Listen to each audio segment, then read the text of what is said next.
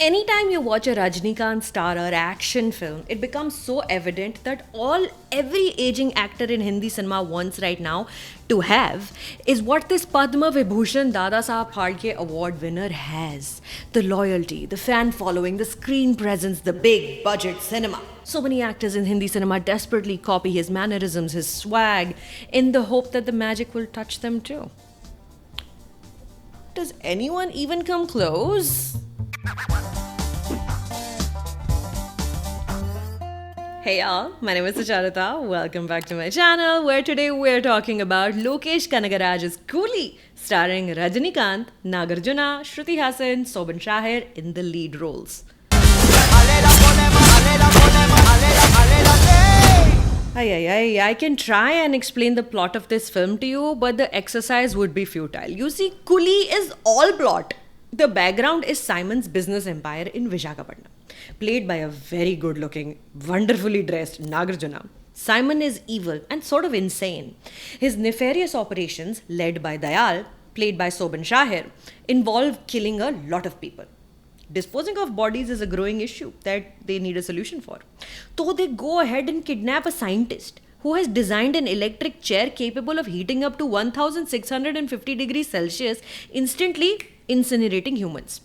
The scientist Rajashekhar, played by Satyaraj, comes with three daughters, one of whom is Shruti Hassan playing Preeti. Rajshekhar and Devaraj are old friends. Devaraj is, of course, Rajinikanth, who is the titular coolie.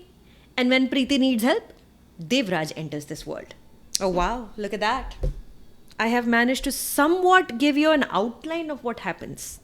Distilling the film down to that paragraph took longer than I am comfortable admitting right now. That's because it absolutely does not matter what is happening in the story when Rajinikanth is on the screen.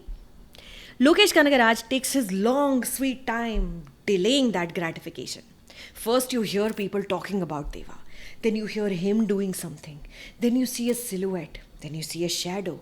Then there is a reflection in a knife that he is using to pulverize some meat for no reason. Then flecks of blood and sinew go flying by as his visage appears. Then and only then, when the viewer is hoarse from screaming in joy, giddy with anticipation, does Thalaivar turn around and allow you to take him all in.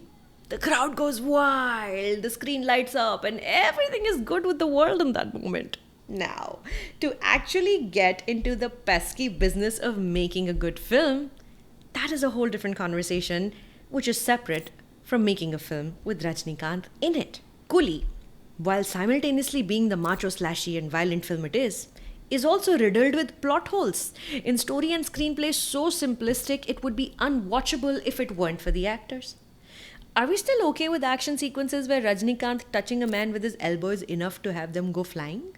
A de-aged, younger Rajinikanth in the flashback sequences caused so much excitement in the crowd than it should be normally acceptable in the world today. People just want their favorite actor to become younger and live longer.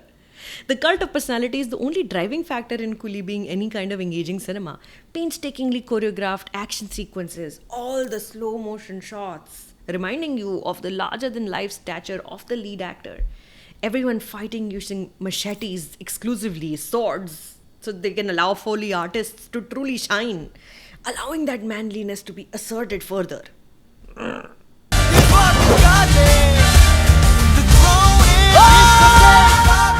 as I watched this film in a packed theatre on opening night, I wondered why Coolie exists the way it does.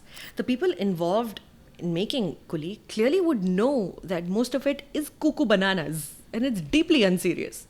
Is it enough to just remind fans that an actor they have loved and admired for 50 years has still got it? Does no one care that Shruti Hassan is seen crying more than she's seen talking throughout this film? I counted at least 6 times Preeti is held hostage, each time by a different set of people. She keeps crying like a lost woodland creature as men around her laugh and slash. Deva yells at a man, "How dare you touch her scarf?" proceeding to annihilate the offender. And if not hysterical, women in this film are just mad hatters. It's a very interesting film, for a long time nothing happens in the screenplay. And then suddenly everything begins to occur all together.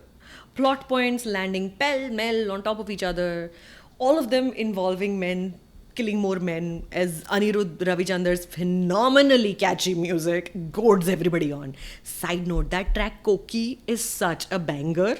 The over the top violence deployed to titillate is on occasion heard saying very feebly that the path of violence never ends in peace, and even when it ends in prosperity, the results are not long lived.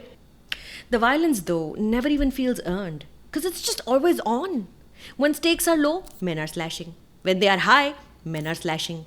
When not much is happening, men are still slashing.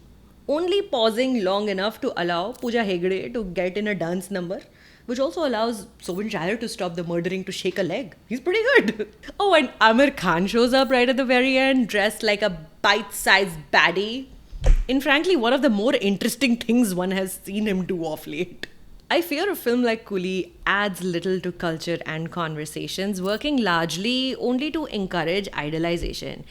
And that to me, considering the important place in the zeitgeist nearly everyone involved with this film occupies, feels like a waste. So, on a scale of 1 to 10, Coolie is one thing is for sure, though I'm afraid, guys, mullets are back. The way Nagarjuna rocks his in Coolie, and one of the main baddies in War 2 also has it. I think they kind of look good.